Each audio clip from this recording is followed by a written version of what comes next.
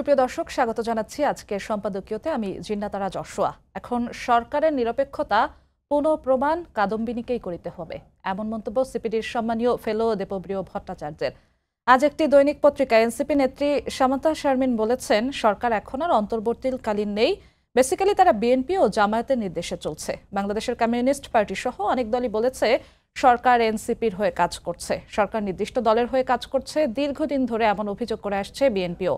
প্রাসঙ্গিক বিষয় নিয়ে আজকের সম্পাদকীয় সরকার কোন দলের, আর এসব নিয়ে আলোচনার জন্য আমাদের সঙ্গে স্টুডিওতে উপস্থিত আছেন অ্যাডভোকেট সৈয়দা আসিফা আশরাফি পাপিয়া, সাবেক সংসদ সদস্য বিএনপি, এবং আরও উপস্থিত আছেন সারওয়ার তুষার, যুগ্ম আহ্বায়ক জাতীয় নাগরিক পার্টি।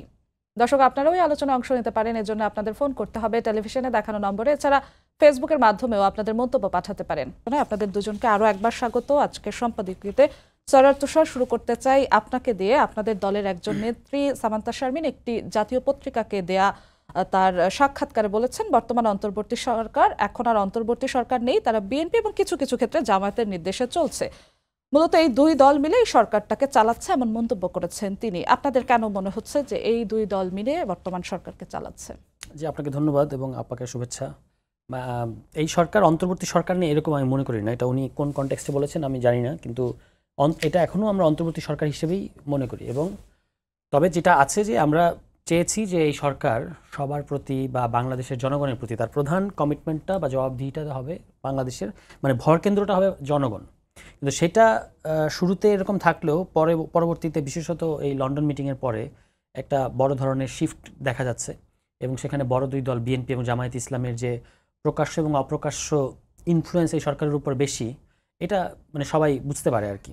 তো সেখান থেকে হয়তো তিনি এই মন্তব্যটা করেছেন। আমরা যে সকল দাবি, মানে আপনি দেখবেন যে আমাদের যে দাবিগুলো আমরা করেছি যে এই কাজগুলো করা দরকার সংস্কার প্রশ্নে কিংবা অন্যান্য প্রশ্নে, এগুলো কোনোটাই মানে আমাদের দলীয় এজেন্ডা না। এটা এই মুহূর্তে জনগণও চাচ্ছে যে সংবিধানটা পরিবর্তন করতে হবে, সংস্কারটা করতে হবে এবং তার মধ্যে দিয়ে নির্বাচনে যেতে হবে। কিন্তু সেই ক্ষেত্রে আমরা দেখতে পাচ্ছি যে বিশেষত এই যেটার কথা আমি বললাম লন্ডন মিটিং, এটার পরবর্তীতে সরকার এক ধরনের তড়িঘড়ি করে সংস্কারটাকে সম্পন্ন না করে কিংবা এক ধরনের আই ওয়াশিংয়ের মতো করে তারা নির্বাচনে চলে যেতে চাচ্ছে। তখন থেকে কিন্তু আমাদের এই কনসার্নটা শুরু হয়েছে যে, এবং এখনও পর্যন্ত জনপ্রশাসন সংস্কার বলি, পুলিশ সংস্কার বলি বা নির্বাচন কমিশনের যে পুনর্গঠনের প্রশ্ন, যেই কথাগুলো আমরা বলেছিলাম যে এগুলো একটা সুষ্ঠু নির্বাচনের জন্য মানে অত্যাবশ্যকীয় ব্যাপার, সেটা কিন্তু এখনও পুরোপুরি হয় নাই। বরং আমরা দেখতে পেলাম সেদিন যে আপনার অনেক সময় যে সীমানা পুনর্নির্ধারণের সময় নির্বাচন কমিশনের কার্যালয়ে কিন্তু বিশৃঙ্খলা হচ্ছে। তো সেখান থেকে আমাদের আশঙ্কা হচ্ছে যে নির্বাচন কমিশনের কার্যালয়ে যদি এই ধরনের বিশৃঙ্খলা হয়, তাহলে সারা দেশে নির্বাচন কমিশন এখনও পর্যন্ত প্রমাণ করতে পারে নাই যে তারা একটা সুষ্ঠু নির্বাচন দিতে পারবে। এই জিনিসগুলো আমাদের দিক থেকে দাবি, এবং সেখানে বিএনপির যে প্রকাশ্য অপ্রকাশ্য যে ইনফ্লুয়েন্স এই সরকারের উপর, এটা একটা মেজর কনসার্ন। যে লেভেল প্লেইং ফিল্ডটা তো বাংলাদেশে এখন এই মুহূর্তে আছে এরকম বলা যাবে না। এবং আপনার গত যে তিনটা নির্বাচনের ওগুলো তো নির্বাচন বলা যাবে না, এক ধরনের ভুয়া কিংবা কুকটাপ ইলেকশন। তো সেই ধরনের ইলেকশনের পরে এখন বাংলাদেশের মানুষ চায় যে একটা এতগুলো বছর পরে, প্রায় এক দশক পরে একটা সুষ্ঠু নির্বাচন হবে। কিন্তু সেই সুষ্ঠু নির্বাচন যদি না হয়, যদি নির্বাচনটাকে আমরা কোনো একটা দলের ক্ষমতায় যাওয়ার সিঁড়ি হিসেবে ব্যবহার করি বা সেরকম একটা পরিস্থিতি দাঁড়ায়, তাহলে এটা আমাদের মানে বাংলাদেশের জনগণের জন্য ভালো হবে না। নির্বাচনটা বিতর্কিত হবে এবং এর মধ্যে যারা ক্ষমতায় যাবে তারাও কিন্তু আসলে প্রবলেম ফেস করবে। সেখান থেকে আমাদের কনসার্ন হচ্ছে যে দলগুলোর সাথে যেমন সরকার কথা বলছে, এটা যেমন জরুরি, কিন্তু সেই কথাটা হতে হবে এক ধরনের মানে সামঞ্জস্য থাকতে হবে এবং একটা মানে লেভেল প্লেইং থাকতে হবে। সেটার ঘাটতি আছে।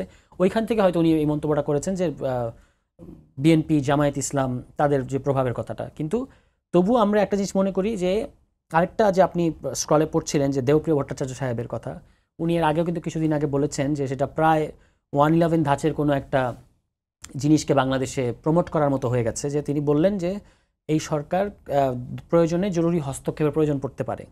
আমরা মনে করি যে এই ধরনের কোনো বাস্তবতা নেই। আমাদের এই সরকারের সমালোচনা এবং অ্যাট দ্য সেম টাইম তার যেটা ম্যান্ডেট, যেটা সে শুরু থেকে বলেছে যে বিচার, সংস্কার এবং নির্বাচন, এই তিনটা জিনিস এই সরকারের কাছ থেকে আদায় করে নিতে হবে এবং এটা এই সরকারই করবে। অর্থাৎ আগামী নির্বাচনটা এই সরকারের অধীনে হতে হবে এবং সেখানে যে সকল জিনিস যে সকল পূর্ব শর্ত নির্বাচনের জন্য প্রয়োজন, সুষ্ঠু নির্বাচনের জন্য, এটা এই সরকারকে নিশ্চিত করতে হবে। আমরা সেই ক্ষেত্রে সরকারকে সহযোগিতা করব।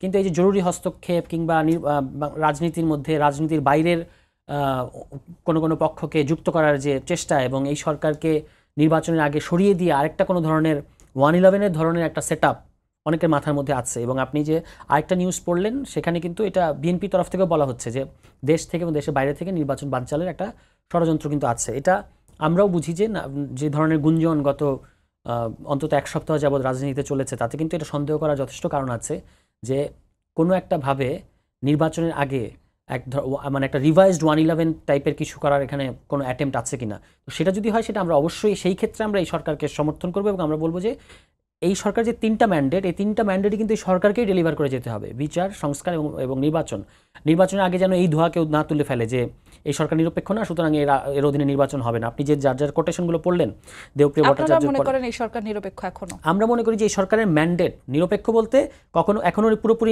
নিরপেক্ষ এই সরকারকে থাকতে হবে, কিন্তু অন্যান্য দল অনেক সময় সরকারকে এক ধরনের, আমি বলবো যেহেতু এই সরকারের সে অর্থে তার পেছনে কোনো রাজনৈতিক শক্তি নাই, ফলে তাকে অনেক সময় অনেক কাজ করতে বাধ্য করা, জিম্মি করে ফেলা, এই ঘটনাগুলো ঘটেছে। যেমন প্রধান উপদেষ্টা একবার পদত্যাগের কথা বললেন। আপনারা বা আপনাদের দলের নেতাকর্মীরা বলেন এই সরকার জামাতের কথায় চলছে, বিএনপির কথায় চলছে, শুধু সামান্তা শারমিন না, বিগত সময় আপনাদের অনেক নেতারা বলছে, আপনিও কিছুক্ষণ আগে বললেন বিএনপির ইনফ্লুয়েন্স আছে, তখন কি আসলে শতভাগ নিরপেক্ষ আবার আপনারা বলতে পারেন?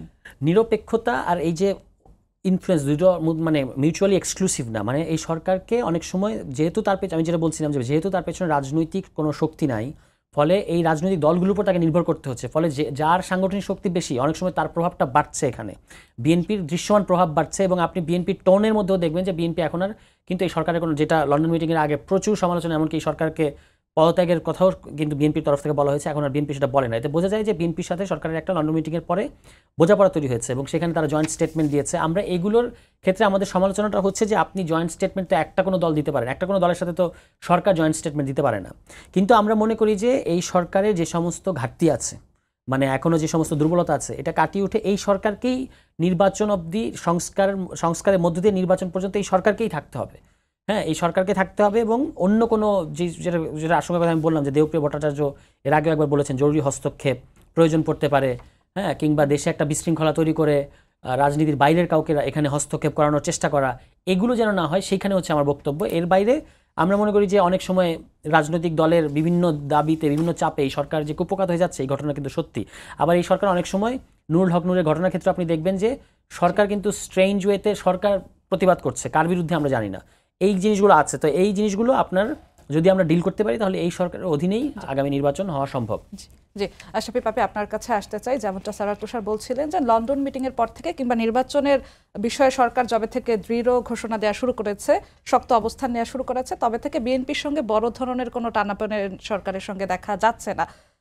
বিএনপির সঙ্গে সরকারের দূরত্বটা খুঁজলো কি শুধু নির্বাচন ঘোষণার কারণেই? মানে আসলে এখানে তুষার যেটা বললো যে প্রকাশ্যে এবং অপ্রকাশ্যে ইনফ্লুয়েন্স তৈরি হচ্ছে বিএনপি এবং বিএনপির পক্ষ থেকে, অন্য সংগঠনটা আমি নাম ধরছি না, সরকারের উপরে। এখন এইখানে সবার সাথে বসতে পারছে, সবার সাথে দফায় দফায় বসছে। এই সরকার ক্ষমতায় আসার পর একটা দল আত্মপ্রকাশ করবে বলেও প্রধান উপদেষ্টা সাহেব ডক্টর ইউনূস বলেছেন, এবং এরা যখন দল আত্মপ্রকাশ করেছে এনসিপি, তখনও সেটাকে অভিনন্দন সহ যে একটা দল তৈরি হলো সেটাও করেছে। তাহলে এই সরকারের গর্ভজাত রাজনৈতিক সংগঠনই তো হচ্ছে এনসিপি, এবং এনসিপি যমুনাতে যেটা নিয়ে আন্দোলন করেছে সরকার কিন্তু সেটাই করেছে, এটাও মাথায় রাখতে হবে। এখন নির্বাচনের বিষয়টা এনসিপিও নির্বাচন চাচ্ছে না আপাতত, আর হচ্ছে দীর্ঘমেয়াদে না আপাতত চাচ্ছে না, আর জামাত ইসলাম আপাতত নির্বাচন চাচ্ছে না। জামাত ইসলামের যে বিষয়টা সেটা হচ্ছে তারা অনির্বাচিত সরকার থাকলে ফুরুং ফারুং মেজাজে, খুব খোশ মেজাজে তারা থাকে। 86 সালের নির্বাচনে তারা খোশ মেজাজে চলে গেল, আবার 88 সালে গেল না, আবার 90-91 নির্বাচনে বেগম জিয়ার সাথে খোশ মেজাজে 2টা মহিলা এমপি দিয়ে চলে আসলো। তারপরে ধরেন আবার বিএনপির বিরুদ্ধে আন্দোলন করলো, খোশ মেজাজে ধরেন তসবি জায়নামাজ গোলাম আজম সাহেব শেখ হাসিনার কাছ থেকে নিয়ে নিল, নিয়ে যখন ভারতের সাথে একচেটিয়া চুক্তি, পানি চুক্তি, অসম চুক্তি, বেরুবাড়ি, তালপট্টি, অঙ্গরপোতা, দহগ্রাম, সীমান্ত সব কিছু নিয়ে যাচ্ছে তাই ভাবে ভারত শুরু করলো, তখন আবার 2001-এর নির্বাচনে এসে বিএনপির সাথে তারা জোট করলো, 2টো মন্ত্রিত্ব নিল, নিয়েছে আবার যে 11 আসলো, আবার খোশ মেজাজে কিন্তু তারা মইনু ফখরুদ্দিনের সরকারের সাথে তারা হাত মেলালো, এবং জেলায় জেলায় তারা ব্যাপকভাবে বিএনপিদের সরকার তখন প্রশাসন, ডিজিডিএফআই, এনএসআইয়ের পক্ষে থেকে, এবং তারা বিএনপির লোকদের বিরুদ্ধে মামলা দিচ্ছে, আমার নামে দিচ্ছে। চাঁপাইনবাবগঞ্জের জামাতে নায়েবে আমি লতিফুর রহমান, তার হচ্ছে 2জন কর্মীকে দিয়ে, সমর্থককে দিয়ে সে মামলা দিচ্ছে, এবং প্রতিনিয়ত সে ওই পিপি ওবায়দুল সাহেব আর লতিফুর রহমান সাহেব সারাদিন কোর্টে যে বসে থাকতো, আমার মামলা শাস্তিটা সাজাটা কবে হয় সেটা দেখার জন্য, এবং বিভিন্নভাবে তারা প্রশাসনের সাথে যোগসাজশি করে বহুত কিছু 1-11 করছে। আবার 1-11 যোগসাজশি করে ডিজিটিফার খপ্পরে পড়ে দিল, আলাদা সিটে প্রার্থী দিয়ে কি হলো, আলটিমেটলি তাদের অস্তিত্বটা জানান দিল যে ফুরফুরানি মেজাজ নিয়ে দুলায় দুলায় খোশ গল্প করতে গেলে রাজনীতির বিষয়টা কিন্তু এক না। এখন তারা যেহেতু যতদিন অন্তর্বর্তীকালীন সরকার থাকবে, জামাত ইসলাম গোটা বাংলাদেশ ব্যাপী এই আওয়াজ দিয়ে বেড়াবে, বক্তৃতা দিয়ে বেড়াবে, এবং তারা কোথায় কি করে আমি জানি না। আমার চাপায় না যে জামাত ইসলামের লতিফুর রহমান বিচার সালিশ হাট ঘাট মাঠ আওয়ামী লীগ ক্রয় সমস্ত কিছু ওখানে করে বেড়াচ্ছে, এবং সে নিজে 8-10টা প্রতিষ্ঠানের সভাপতি হয়ে গেছে, শিক্ষা প্রতিষ্ঠান, তারপর আলিয়া মাদ্রাসা থেকে শুরু করে সবকিছু, অন্ধকল্যাণ সমিতি পর্যন্ত তারা যে দখল করে নিয়েছে। কোনো নির্বাচন এই সরকারে জামায়াতের প্রভাব আছে? অবশ্যই জামাতের প্রভাব এবং এনসিপির প্রভাবটা প্রবল, কিন্তু এই সরকারের সাথে এদের বাধছে ওইটা নেই যে আমরা ডিসেম্বরে নির্বাচন চাচ্ছিলাম, লন্ডন সফর থেকে আসার পরে হচ্ছে ফেব্রুয়ারির মধ্যে নির্বাচন দেওয়ার কথা বলেছে, কারণ জুন জুলাই বর্ষাকাল, এটা বাংলাদেশের নির্বাচনের সিজন না।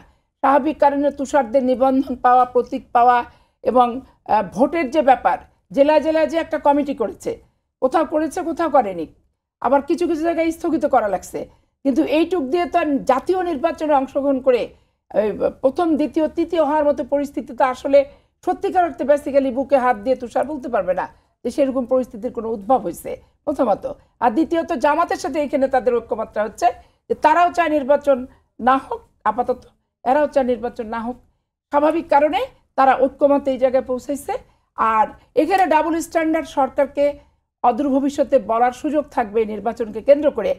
তারা যখন বললেন এই সরকার যে ওনারা হচ্ছে ফেব্রুয়ারির মধ্যে নির্বাচন দিবে, যদি দেখা যায় যে এমন কিছু পরিবেশ হসপাস বাধায় দিয়ে বাংলাদেশের টোটালি বিশৃঙ্খলা করে, আবার ওই 2-4টা লাশ ফেলে ডিজিডিএফের খপ্পরে পড়ে ছাল চকর করে একটা বিশৃঙ্খলা পরিস্থিতি করে আবার একটা অশুভ শক্তিকে আমন্ত্রণ জানানোর প্রচেষ্টা যদি করে, তাহলে কিন্তু নির্বাচন মুখে মুখে ফেব্রুয়ারিতে বললেও বানচালের প্রচেষ্টাটা পাশাপাশি কিন্তু জনগণ লক্ষ্য করবে, এবং খুব গভীরভাবে তীক্ষ্ণভাবে লক্ষ্য করছে যে বর্তমান রাজনৈতিক পরিবেশটা কেন এত ঘোলাটে হচ্ছে।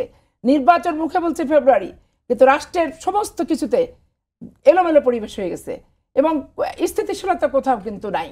আপনি আইন শৃঙ্খলা বলেন, প্রশাসনিক বলেন, রাজনৈতিক বলেন, সব কিছুতে।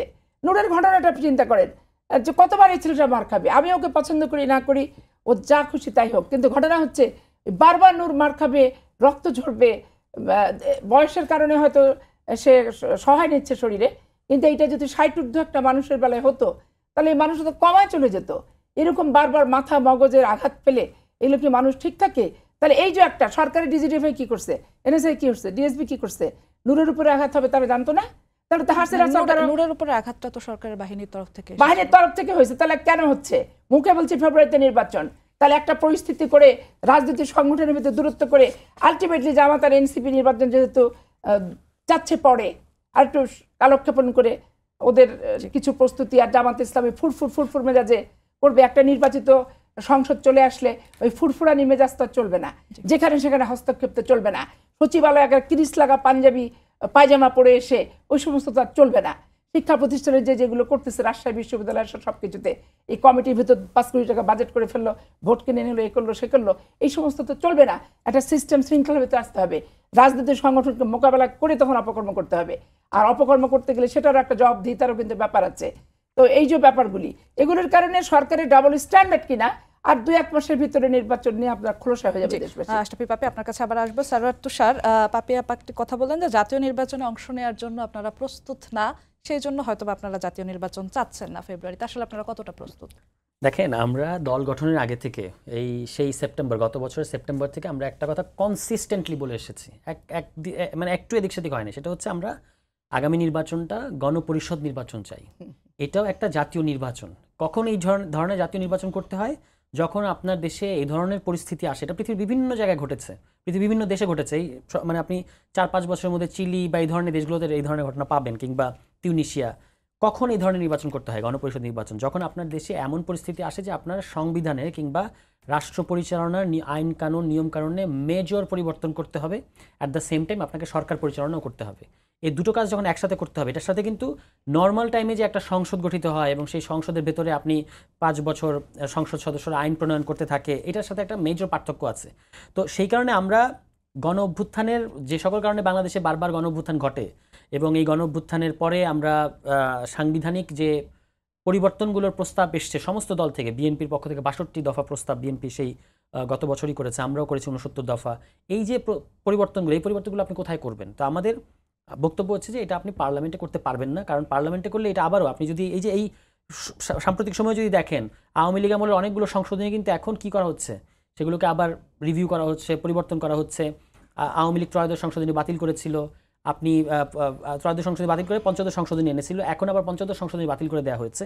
আপনি যদি আবার পার্লামেন্টে গিয়ে সংশোধনী করেন তাহলে আবার কখনো এই সংশোধনী বদলে দেওয়া যাবে। ফলে আমরা বলছি যে সংবিধানে এবার এমন কিছু পরিবর্তন দরকার যেটা ইরিভার্সিবল, অন্তত তার বেসিক স্ট্রাকচার, বেসিক ফাউন্ডেশনটা ইরিভার্সিবল হবে। তো সেটা করার জন্য আসলে পার্লামেন্টে করা যায় না। ফলে আমরা নির্বাচনের কথাই বলে এসেছি আগাগোড়া, হ্যাঁ, এবং এই ধরনের নির্বাচন বাংলাদেশের নিকট অতীতে, বাংলাদেশের জন্মের সাথে এই ধরনের একটা নির্বাচনের ইতিহাস আছে। 70 সালে যে আমি যে নির্বাচনের কথা বললাম, যে একই সাথে আপনি সরকার পরিচালনা করবেন এবং সংবিধান পরিবর্তন করবেন, এই গণপরিষদ মডেল, এটা কিন্তু 70 সালে হয়েছে এবং তার মধ্যে যারা ম্যান্ডেট পেয়েছিল তাদেরকে ক্ষমতায় বসতে না দেওয়ার কারণে বাংলাদেশে মুক্তিযুদ্ধ এবং দেশ স্বাধীন হয়েছে। ফলে আমরা নির্বাচন চাই না, এটা কিন্তু আমাদের, এটা কিন্তু আগে গণপরিষদ নির্বাচন মানে আমরা বলেছি আমরা নির্বাচন চাই, আমরা নির্বাচন চাই না এই বক্তব্যটা ঠিক না, কিন্তু আমরা বলেছি শুধু সংসদ নির্বাচন দিয়ে এই কনস্টিটিউশনের আন্ডারে, যেটা অলরেডি অনেকে বলছেন যে এটা একটা মরহুম কনস্টিটিউশন, মানে অলরেডি এটা মানে এটা ডেড, কিন্তু আপনি এটাকে ওই ইয়েতে রেখে দিয়েছেন, মর্গের মধ্যে রেখে দিয়েছেন। এই কনস্টিটিউশন কিন্তু এখন আর মানে ইয়েতে নাই, এবং এই সরকার অনেকগুলো ধারা ভায়োলেট করেই কিন্তু টিকে আছে। তবু বলা হচ্ছে যে সাংবিধানিক ধারাবাহিকতা ইত্যাদি ইত্যাদি, এগুলোর মধ্যে অনেক ঘাপলা আছে। আমরা বলেছি যে সংবিধান পরিবর্তন করতে হবে এবং আপনারা সরকারকে বোঝাতে ব্যর্থ হলেন কেন যে আমরা বোঝাতে ব্যর্থ হয়েছি তা না। দেখেন, এই সংবিধানের যে একটা প্রত্যেকটা নিয়মের একটা অ্যারেঞ্জমেন্ট থাকে, ওটা সুবিধা কেউ কেউ পায়, সেটা এই সুবিধাটা পায় বাংলাদেশে ইতিমধ্যেই যারা পাওয়ারফুল বলতে শুধু আমি আওয়ামী লীগ ছিল তারা না, আরও কিন্তু ধরেন কালচারাল ইন্ডাস্ট্রি আছে, এখানে মিডিয়া আছে, এখানে আমলাতন্ত্র আছে, সামরিক বেসামরিক আমলাতন্ত্র আছে, পুরনো রাজনৈতিক দলগুলো আছে, ব্যবসায়ী গোষ্ঠী আছে। এই যে টোটাল সিন্ডিকেট, তারা হচ্ছে এই অ্যারেঞ্জমেন্টের মধ্য দিয়ে পাওয়ারফুল হয়েছে। ফলে তারা কিন্তু এটা হতে দিতে চায় না। এই কারণেই শুরুতেই এই সংবিধানের ভেতরে, যে সংবিধানের ইতিমধ্যেই মরহুম, তার ভেতরে এই সরকারটাকে গঠন করা হয়েছে এবং আপনি 106-এর অধীনে এই সরকারটা গঠন করেছেন, মানে কনস্টিটিউশন 106-এর অধীনে কোন সরকার, যে সরকার এই সংবিধানে উল্লেখ পর্যন্ত নাই, এখানে উপদেষ্টা সরকার বা অন্তর্বর্তী সরকারের কোনো বিধান তো আমাদের সংবিধানে নাই, তবু এটা করা হয়েছে। ফলে এটা এক ধরনের মানে ব্লাফ আর কি। ধরেন রাজা মারা গেছে কিন্তু রাজার মমি আপনি বানায় রাখছেন যে রাজা আছে, মানে জনগণকে বুঝ দেওয়ার জন্য। কিন্তু আপনি যদি জনগণের কথা শোনেন যে জনগণ কি মনে করে এই সংবিধানের প্রশ্নে, তারা কিন্তু বলবে যে আউটরাইট আপনি এই সংবিধান বাতিল করে দিয়ে একটা নতুন সংবিধান করেন। কিন্তু সেটা করার ক্ষেত্রে অনেক আপত্তি, বিশেষত বিএনপির তরফ থেকে। আমরা এটা বারবার বলেছি যে বিএনপি যে সংবিধানকে ডিফেন্ড করতে চাচ্ছে, এটা এমনকি তাদের জন্য বানানো না, এটা আওয়ামী লীগের জন্য বানানো ছিল। কিন্তু আজকে বিএনপি কিন্তু এই সংবিধানের পক্ষে সবচেয়ে জোরালোভাবে অবস্থান নিয়েছে, হুইচ ইজ আনফর্চুনেট। তা আমরা বোঝাতে ব্যর্থ হয়েছি সেটা না, সরকার তো অলরেডি এটা অ্যাকনোলেজ করেছে। কারণ আপনি না, আদারওয়াইজ এই কমিশন কাজ করছে কেন? কমিশন শুরুতে বলতেছিল যে আমি সংবিধান পুনর্লিখন করবো, পরে রাজনৈতিক দলগুলো চাপে এখন কথাটা সংস্কারে এসছে। সংস্কার করেন আর পুনর্লিখন করেন। আপনি অলরেডি যে প্রস্তাবগুলো এসছে, এখন তো বাস্তবায়ন পদ্ধতির দ্বারপ্রান্তে আপনি আছেন। যে প্রস্তাবগুলো ইতিমধ্যেই এসেছে, এগুলো যদি আপনি বাস্তবায়ন করেন, এটা একটা নতুন সংবিধানই দিবে আপনাকে, মানে অলমোস্ট নতুন সংবিধান, যেখানে মূলনীতি বদলে যাচ্ছে, যেখানে পাওয়ার স্ট্রাকচারের মেজর পরিবর্তন আসছে, যেখানে এই যে সেদিন বিচার বিভাগের প্রশ্নে সিদ্ধান্ত হলো যে সুপ্রিম কোর্টের নিম্ন আদালত এখন সুপ্রিম কোর্টের অধীনে থাকবে, আলাদা ইয়ে হবে, আপনার কি বলে সচিবালয় হবে সুপ্রিম কোর্টের। মানে ওই যে রাষ্ট্রপতির মধ্য দিয়ে প্রধানমন্ত্রী যেভাবে নিম্ন আদালতকে আগে নিয়ন্ত্রণ রাখতো, সেটা আর হচ্ছে না। তো এটা তো একটা মেজর পরিবর্তন। আমাদের যে সেপারেশন দরকার, বিচার বিভাগ, নির্বাহী বিভাগ এবং আইন বিভাগের মধ্যে সেপারেশন, এই প্রস্তাবগুলো কিন্তু এখনকার পরিবর্তনের মধ্যে এসেছে এবং এটা আসলে এটা একটা নতুন সংবিধানই হবে। ফলে আমরা বোঝাতে ব্যর্থ হয়েছি তা না, কিন্তু যেভাবে যতটা সুশৃঙ্খলভাবে সুসম্মিলিতভাবে এই পথে যাওয়ার কথা, ততটা আমরা যেতে পারছি না। কারণ পুরনো রাজনৈতিক দলগুলো এখানে পদে পদে বাধা সৃষ্টি করছে। বিশেষত বিএনপি পুরো জিনিসটাকে, পরিবর্তনটাকে পার্লামেন্টে নিয়ে যেতে চাচ্ছে। আমাদের ঐতিহাসিক অভিজ্ঞতা এবং পদ্ধতিগত দুই দিক থেকেই আমাদের কাছে এটা প্রতীয়মান যে আপনি যদি এই পরিবর্তনগুলোকে পার্লামেন্টে নিয়ে যান, তাহলে এই পরিবর্তনগুলো আর হবে না। এই কারণে আমরা বলছি পরিবর্তনটা এখনই করতে হবে। বিশেষত সাংবিধানিক পরিবর্তনগুলো কিভাবে করবেন, ইলেকশনের আগে আপনি সমস্ত পরিবর্তন করবেন তারপর ইলেকশন হবে, এটা কিন্তু বক্তব্য না। ইলেকশন যখন বলেছেন ফেব্রুয়ারিতে, তখনই, কিন্তু এর আগেই এই সাংবিধানিক পরিবর্তনগুলো করতে হবে। কিভাবে করবেন তার অসংখ্য উদাহরণ আমাদের ইতিহাসের মধ্যে থেকে আছে এবং এখনও 4-5টা প্রপোজাল আলোচনা টেবিলে আছে। শুক্রবারের মধ্যে আমরা মতামত দেবো। আমাদের কাছে কমিশন মতামত চেয়েছে যে আপনি কোন পদ্ধতিতে সংস্কার করা যাবে সংবিধান, সেটার বিষয়ে মতামত দেন, সব দলগুলো দেবে। তো আমরা মনে করি যে ইলেকশনের আগেই এই সংস্কারটা হতে হবে এবং এটা এই সরকারই করবে, কারণ এটা তার ম্যান্ডেট। আপনি শুধু একটা ডকুমেন্ট বানাই দিলেন কিন্তু আপনি নিজে বাস্তবায়ন করলেন না, তাহলে তো আপনি 1.5 বছর ক্ষমতা থাকার কোনো দরকার ছিল না। তাহলে তো আপনি ওই যে শাহাবুদ্দিন সরকার যেটা করেছিল 3 মাসের মধ্যে, তারা 3 মাসের মধ্যে শুধু নির্বাচন আয়োজন করে নাই, 29টা সংস্কারের টাস্কফোর্স প্রস্তাব রেডি করে তারা কিন্তু পরবর্তী সরকারের কাছে দিয়েছিল। এবং আস্ক পাপিয়া আপা ওনারা একটা সংস্কারও কিন্তু তখন বিএনপি করে নাই। এই কারণে এবার কিন্তু আপনি শুধু ডকুমেন্টটা বানাই দিবেন না, আপনি নিজে এটা বাস্তবায়ন করে তারপর পরবর্তী পার্লামেন্ট। আপনাদের বিশ্বাস সেই সংস্কারটা নির্বাচনের আগে হবে, তারপরে জাতীয় নির্বাচন হবে।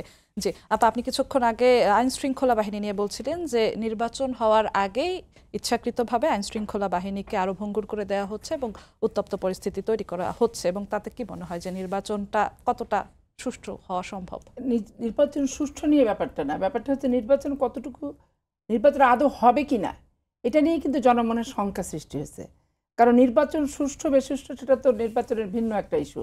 আর নির্বাচন নিরপেক্ষ না হওয়ার কোনো সুযোগ এই সরকার যদি রাখে, তাহলে এই সরকারকে মানুষ যেমন একবার সর্বদলীয় ঐক্যের মাধ্যমে সর্বজনের মতামতের ভিত্তিতে বিদেশ থেকে নিয়ে এসে রাষ্ট্রীয় ক্ষমতায় বসানো হয়েছে একজনকে, আর বাদবাকি তো সব দেশেই ছিল।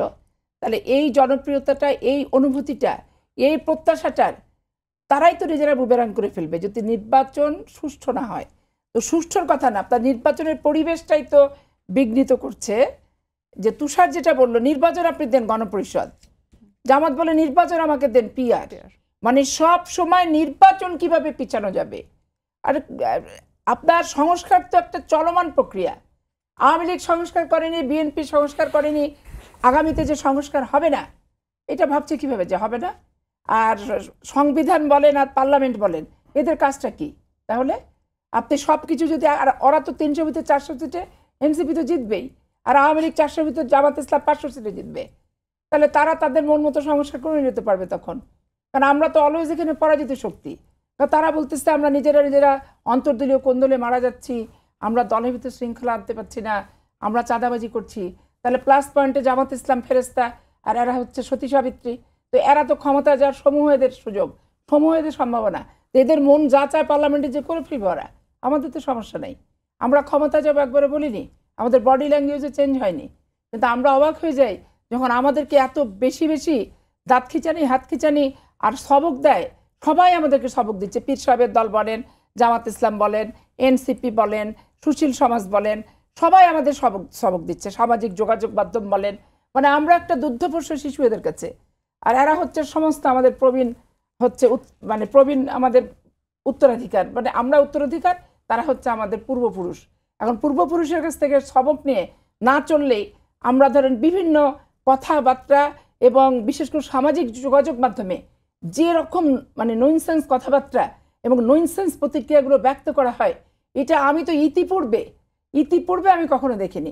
দেখেন আমরা পার্লামেন্টে আওয়ামী লীগের বিরুদ্ধে সরাসরি দুর্নীতিকে, শেখ হাসিনার পরিবারের কথা বলতে গেলে তখন আমাদেরকে মাঝরাতে ফোন দিয়ে গালিগালাজ দিত। ডিজিডিএফকে দিয়ে সোনারগাঁ সেরাটনের সামনে আমাদের বিরুদ্ধে অশালীন পোস্টারও ছাপছে। আমরা 2-1 যারা এই বক্তৃতাগুলো দিতাম, কিংবা আমাদের গলাতে মোবাইল হচ্ছে ট্যাগ করে, কাট পেস্ট করে ইমেজ নষ্ট করার বহুত কিছু তারা তৈরিও করেছে।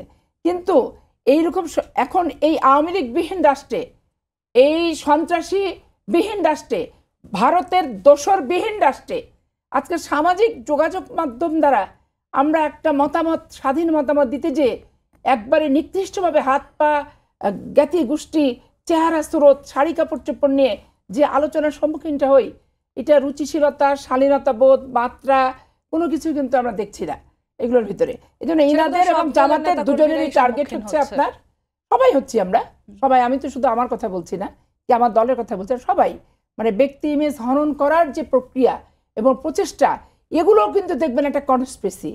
শুধু বাংলাদেশের পরিবেশটাকে অস্থিতিশীল করে নির্বাচনটা যাতে না হয় এটার জন্য।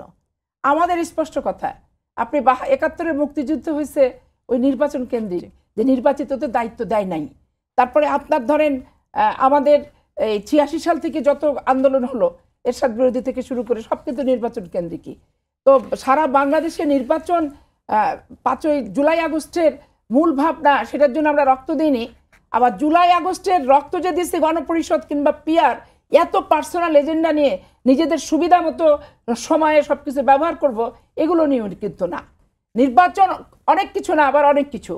তো বাংলাদেশে আপনি নেতা নির্বাচন, সরকার নির্বাচন, জনগণের প্রতিনিধি নির্বাচন কিভাবে করবেন? আমার সিম্পল মতামত যদি আপনি জানতে চান, ব্যক্তিগত মতামত, যদি আমাদের 31 দফা বিভিন্ন রকম ভাবে আছে, ছোট্ট রাষ্ট্রে এত ব্যয়বহুল পার্লামেন্ট, এই গণপরিষদ, এই পিআর, এই হচ্ছে আপনার উচ্চকক্ষ, এই নিম্নকক্ষ, এই মহিলাদের সংরক্ষিত, আবার সংরক্ষিত আসলে মহিলাদের নির্বাচন, এগুলো সব একটা প্যাচ বাঁধানো কাজ, একটা প্যাচ বাঁধানো কাজ। এটার ভিতরে কোনো সহজ সরল সিম্পল সহজলভ্য এবং হওয়ার মতো কোনো পরিবেশ আমি আসলে দেখি না, ব্যক্তিগতভাবে দেখতে পাচ্ছি না। এই জন্য সরকারকে তো অবশ্যই দায় বহন করতে হবে, আর সরকারের গর্ভে জন্মগ্রহণ করে এনসিপিকে দায় বহন করতে হবে। আপনি দেখেন না, আপনার জামাতের আমির সাহেব অসুস্থ হলেন, ঠিক আছে, আমি এরকম দেখি না স্ট্যান্ডবাজি যে ইউনূস সাহেব ফোন করলেন, সামরিক প্রধান ফোন করলেন, অমক ফোন করলেন, এগুলো নিয়ে দেখি বক্তৃতা দিল তখন বেশ কিছুদিন। ঠিক আছে, মানুষের পরিবেশ আছে, খবর নিচ্ছে, পরিবেশ ছিল না, খবর নিতে পারেননি। খবর নেওয়াটা তো একটা সামাজিক প্রথা, এটা তো একটা মানুষের রিলেশনশিপের রাষ্ট্রের অংশের ভালো জিনিস। কিন্তু এই যে স্ট্যান্ডবাজির ব্যাপারগুলি, তারপরে আমার জাহাঙ্গীর সাহেব ইউনাইটেড হাসপাতালে সারা জীবন ওপেন হার্ট সার্জারি করে, সারা জীবনই করে। দেবী সেটি পর্যন্ত অনেকে গেলে বলে যে আপনাদের ভালো ডক্টর তো আছেই। এখন দেবী সেটি জামাত ইসলামের আমিরের করলেন, একটা বিশাল মনে হচ্ছে তখনই নামকরণ হলো জাহাঙ্গীর সাহেবের। কিন্তু জাহাঙ্গীর সাহেব যে 15-18 বছর থেকে ওপেন হার্ট সার্জারি করছে সফলতার সাথে, সেই জিনিসটাও ধরেন একটা দলীয়করণের ব্যাপার স্যাপার, দলীয় দৃষ্টিভঙ্গি, দলীয় স্ট্যান্ডবাজি, এগুলো আমার কাছে খুব প্যানিক লাগে, অদ্ভুত লাগে। আপনার কাছে আবারও আসবো আশরাফি পাপিয়া, সারওয়ার তুষার, আপনার কাছে আসতে চাই। যা আপনাদের নেতারা বলছিলেন যে নির্বাচন হলে আমরা 300 আসন জিতে সংসদে যাব, জামাতও বলেছে তারা সংখ্যাগরিষ্ঠ হয়ে সংসদ যাবেন এবং তারা সরকার গঠন করবেন, এরকম বলেছেন। ঠিক তেমনটা আশরাফি পাপিয়া বলছিলেন যে তাহলে আপনাদের মনে কখনো এরকমটা হয় না যে আমরা সংসদে গিয়ে নির্বাচিত যেহেতু আমরা হবই, আমাদের সেই কনফিডেন্সটা আছে, তাহলে আমরা সংসদে গিয়ে তারপরে আমরা বাকি সংস্কার করব, এমনটা মনে হয় না আপনাদের? আচ্ছা, তার আগে বলি যে আপা বলেছেন যে সরকারের গর্ভে আমরা মানে জন্ম নিয়েছি। আমরা আসলে গণ অভ্যুত্থানের গর্ভে জন্ম নিয়েছি। এই গণ অভ্যুত্থানের একটা ফসল হচ্ছে এই নতুন একটা তরুণদের একটা রাজনৈতিক দল এসেছে। ঠিক আছে, বাংলাদেশের মুক্তিযুদ্ধের পরে এরকম হয়েছিল যে তরুণরা তখন প্রবলভাবে রাজনৈতিক হয়ে উঠেছিল এবং আওয়ামী লীগ তাদেরকে কন্টেইন করতে পারে নাই, একাংশ বেরিয়ে জাসদ করেছে। আবারও অনেক দিন পরে বাংলাদেশে এত বড়, যেহেতু 24 একটা হিস্টোরিক মোমেন্ট, তার গর্ভ থেকেই এই নতুন রাজনৈতিক দল এসেছে। ফলে সরকারও কিন্তু এই গণঅভ্যুত্থানের ফসল। সরকার আমাদেরকে কোথা থেকে জন্ম দিবে? এই গণঅভ্যুত্থানের মধ্য দিয়ে আমরা গঠিত হয়েছি এবং আমরা রাজনৈতিক দল করেছি এবং তার মধ্য দিয়ে কিন্তু সরকারও কিন্তু এই প্রক্রিয়ায় গঠিত হয়েছে। ফলে ওইভাবে এটাকে দেখতে হবে, আদারওয়াইজ আপনি হিস্ট্রির প্রতি এবং মানে বর্তমানের প্রতি ইনজাস্টিস করবেন। এর আগে এরপরে আপনি বললেন যে মানে আপনারা যেহেতু জিতবেন তাহলে অসুবিধা কোথায়? আমরা ইভেন ইফ আমরা জিতি, তবু আমরা বলবো যে পার্লামেন্টের সংস্কারটাকে নেওয়া যাবে না, কারণ এটা একটা খুবই পদ্ধতিগত আলোচনা। কীরকম আমি একটু সংক্ষেপে বোঝানোর চেষ্টা করি যে আপনি পার্লামেন্টে ততটুকু সংশোধন করতে পারবেন যতটুকু এই সংবিধান অ্যালাউ করে। মানে এই সংবিধানের মানে যেমন ধরুন বাংলাদেশে অনেক সংশোধনীকে অসাংবিধানিক ঘোষণা করেছিল পরবর্তীতে আদালত। কেন? কারণ এই সংবিধানের যে বেসিক স্ট্রাকচার, এটা ইমপ্লাইড থাকুক অথবা লিখিত থাকুক, আপনি সেটাকে মানে আউটলিভ করেছেন কোনো সংশোধনী। এই কারণে সংশোধনীগুলো পরবর্তীতে বাতিল করে দেওয়া গেছে। এটুকুই পার্লামেন্টে করা যায়। পার্লামেন্টে আপনি ততটুকু সংশোধনী করতে পারবেন কিংবা ততটুকু আইন প্রণয়ন করতে পারবেন যতটুকু এই সংবিধানের যে একটা বেসিক স্ট্রাকচার কিংবা স্পিরিট থাকে সেটা অ্যালাউ করে। এর বেশি কিন্তু আপনি করতে পারবেন না। আমাদের কিন্তু এখন যে দরকার, যে প্রয়োজনটা ঐতিহাসিক প্রয়োজন, এটা কিন্তু এতটুকুতে কাজ হবে না। এই কমিশন ইতিমধ্যেই যে সমস্ত প্রস্তাব দিয়েছে, সাংবিধানিক প্রস্তাব, তার অনেকগুলোই কিন্তু আসলে এই সংবিধানের যে ক্ষমতা কাঠামো সেটাকে প্রশ্ন করে বা ক্ষমতা কাঠামোকে চ্যালেঞ্জ করে। যেমন ধরুন এই মানে আপনি কনস্টিটিউশনাল পোস্টগুলোতে যে সাংবিধানিক যে পদগুলো আছে বা রাষ্ট্রীয় প্রতিষ্ঠানগুলো আছে সেখানে নিয়োগটা কে দেবে? এখনকার যে অ্যারেঞ্জমেন্ট সেটা হচ্ছে রাষ্ট্রপতির মধ্য দিয়ে প্রধানমন্ত্রী দেয়। ফলে পুরো রাষ্ট্র কাঠামো, পুরো রাষ্ট্রীয় মানে রাষ্ট্রযন্ত্রগুলো আসলে প্রধানমন্ত্রীর অধীনে থাকে।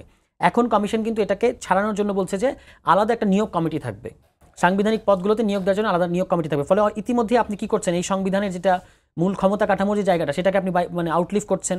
আপনি 70 অনুচ্ছেদের ব্যাপারে সিদ্ধান্তে আসছেন যে 70 অনুচ্ছেদের মধ্য দিয়ে সংসদ সদস্যদেরকে যেভাবে মত প্রকাশ করতে বাধা দেওয়া হচ্ছে, এটাকে আপনি ওঠানোর চেষ্টা করছেন। এরকম অনেকগুলো জিনিস পরিবর্তন করা হচ্ছে যেটা কিন্তু সংশোধনেরও বেশি কিছু।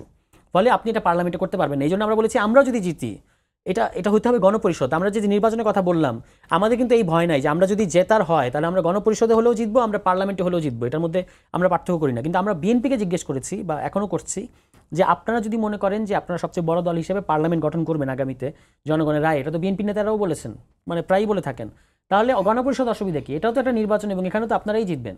কিন্তু এখানে এটাকে ওভারলুক করলে যেটা হবে, আপনি ৭২ সংবিধানের মধ্য দিয়ে যে সাংবিধানিক স্বৈরতন্ত্র বাংলাদেশে কায়েম হয়েছে এটা আসলে থেকে যাবে।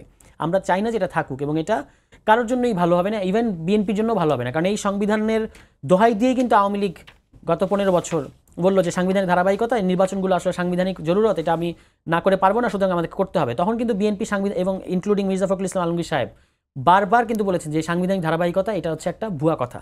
এখন কিন্তু আবার ওনারা সাংবিধানিক ধারাবাহিকতার প্রশ্নটাই বারবার সামনে আনেন। যখন আপনার ত্রয়োদশ সংশোধনী বাতিল করা হলো এবং পঞ্চদশ সংশোধনী করা হলো, তখন কিন্তু বেগম খালেদা জিয়া বলেছিলেন যে এই সংবিধানকে ছুঁড়ে ফেলতে হবে।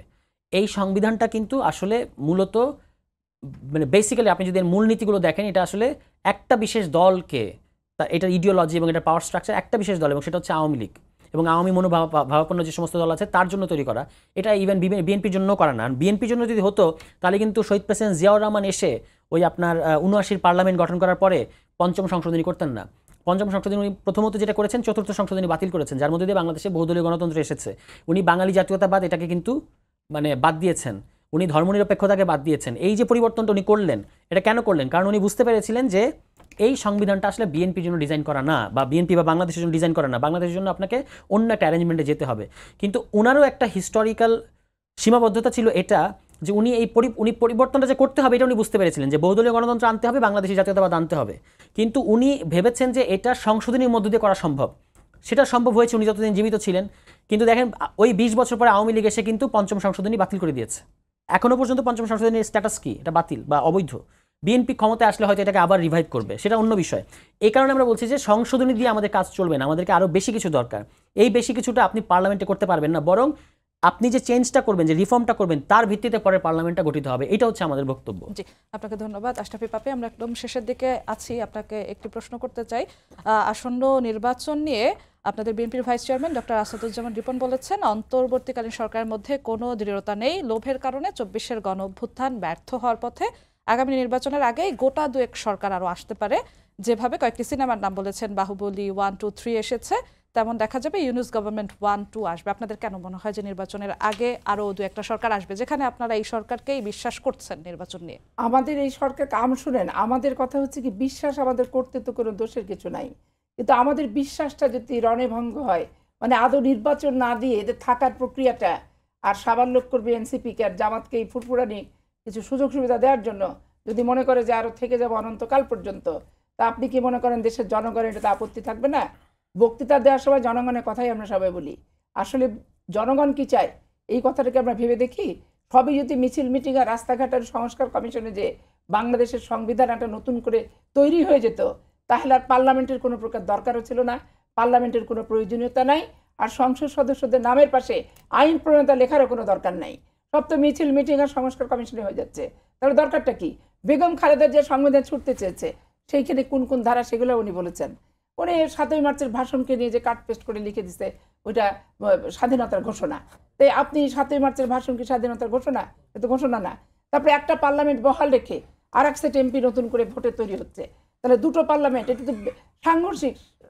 সংবিধানের যে ধারাবাহিকতা এবং সংবিধানের যে স্পিড এবং আর্টিকেলের সাথে তো এগুলো সাংঘর্ষিক। আপনার গণপ্রতিনিধিত্ব, আরপিও একবার বলতেছে যে উপজেলা চেয়ারম্যানরা এমপি নির্বাচন করতে পারবে না, যখন তাদের উপজেলা চেয়ারম্যানরা এমপি ক্যান্ডিডেট হয়ে যাচ্ছে সব জায়গায়, আবার সাথে সাথে সংশোধন তখন করছে, আবার কখনো বলছে না করতে পারবে। এই যে মন মতো ব্যাপারগুলি আপনার আওয়ামী লীগের গঠনতন্ত্রে আছে, যে তাদের পোস্টফোলিও কোনো দলের ব্যক্তি যদি স্বতন্ত্র ভোট করে তাহলে সেখানে বহিষ্কার করা হবে। অথচ ২৪-এর নির্বাচনকে বৈধ করার জন্য তারা কিভাবে তাদের নিজেদের একটা দলের একটা অংশকে রীতিমতো একই প্রতীক নিয়ে বাংলাদেশের নৌকার অপোজিটে তারা প্রতিদ্বন্দ্বিতা করালো। তো সংবিধানের একবারে গণপ্রতিনিধিত্ব আদেশ থেকে শুরু করে একবারে পিআর থেকে শুরু করে সব কিছু সংশোধন করে দিয়ে দিতে হবে রাস্তাঘাটে, মিটিংয়ে, বৈঠকে আর সংস্কার কমিশনে, তাহলে পার্লামেন্টেরই তো দরকার নাই। আলাপ আলোচনা করে দেশ চলে দিতে হয়। নির্বাচনের দরকার কি? হাজার হাজার কোটি টাকা ব্যয় করার, পার্লামেন্টে কোটি কোটি টাকার আপনার কারেন্টের বিল, গ্যাসের বিল, পানির বিল তোলার দরকারটা কি? দরকার তো নাই। সবই যদি একবারে আলাপ আলোচনার মধ্যে করে নিতে পারি, সংবিধানের কোনো স্পিডের দরকার নাই, সংবিধান বলে কোনো অস্তিত্ব না থাকে। বারবারই ওনারা বলেন যে বেগম যে ছুঁড়ে ফেলতে চেয়েছে। বেগম যে যেগুলো জায়গা, যেগুলো আর্টিকেলগুলো নিয়ে প্রসঙ্গ তুলেছে সেগুলো কিন্তু ওনারা একটাও বলে না, ধারাভাবে ওনারা বলছেন। এখন ওনারা রাজনৈতিক দল গঠন করেছেন, এটা হচ্ছে জুলাই আগস্টের মূল স্পিরিট দল গঠন করা? জুলাই আগস্টের মূল স্পিরিট কি নয় যে অন্যায়ের বিরুদ্ধে যুব সমাজ সারা জীবন প্রতিবাদ করবে? এখন আপনারা দল গঠন করে বুকে শাপলা নিয়ে রাষ্ট্রীয় ক্ষমতায় যাওয়ার স্বপ্ন ভাবছেন, সেটা আর একটু বিলম্বিত হলে ভালো হয়। এই প্রত্যাশা নিয়ে থাকলে তো জনগণের প্রত্যাশা পূরণ হবে না। বিএনপির ব্যক্তিগত কোনো প্রত্যাশা নেই, জনগণের প্রত্যাশা, বিএনপির প্রত্যাশা। এটা একটা জিনিস মনে রাখতে হবে আপনাদের সবাইকে, কারণ এখানে আমাদের ব্যক্তিগত অভিলাষে কিছু নাই। জি, তারা কিন্তু নির্বাচন বন্ধ এমন কিছু বলেননি স্যার। হ্যাঁ, 30 সেকেন্ড একটু বলবেন। 30 সেকেন্ড হচ্ছে যে পার্লামেন্টে যারা যায় তারা আইন প্রণেতা, তারা সংবিধান প্রণেতা না। কিন্তু আপনি যখন সংবিধান বানাবেন, এই কারণেই বলছি গণপরিষদের কথা, এটা হলো 1 নম্বর। ফলে আইন প্রণেতারা আইন প্রণয়ন করবে, সংবিধান নিয়ে তো তাদের কাজ নেই। সংবিধানের আইন কিন্তু এক জিনিস না। দ্বিতীয় কথা হচ্ছে যে হাজার হাজার কোটি টাকা খরচ করে আমরা এত নির্বাচন করলাম, কি দিয়েছে এটা বাংলাদেশকে? দিতে পারে না কিছু। সংবিধান তো পার্টি অফিসে হবে না। ওকে, ঠিক আছে, না পার্টি অফিস হবে না, আপা গণপরিষদে হবে। গণপরিষদ বাংলাদেশে হবে না, আর পিআরও হবে না বাংলাদেশে। আপনাদের দুজনকে অসংখ্য ধন্যবাদ আজকে সম্পাদকীয়তে যোগ দেওয়ার জন্য। সবাইকে ধন্যবাদ জানিয়ে শেষ করছি আজকের সম্পাদকীয়। আগামীকাল আবারও দেখা হবে একই সময়ে। শুভরাত্রি।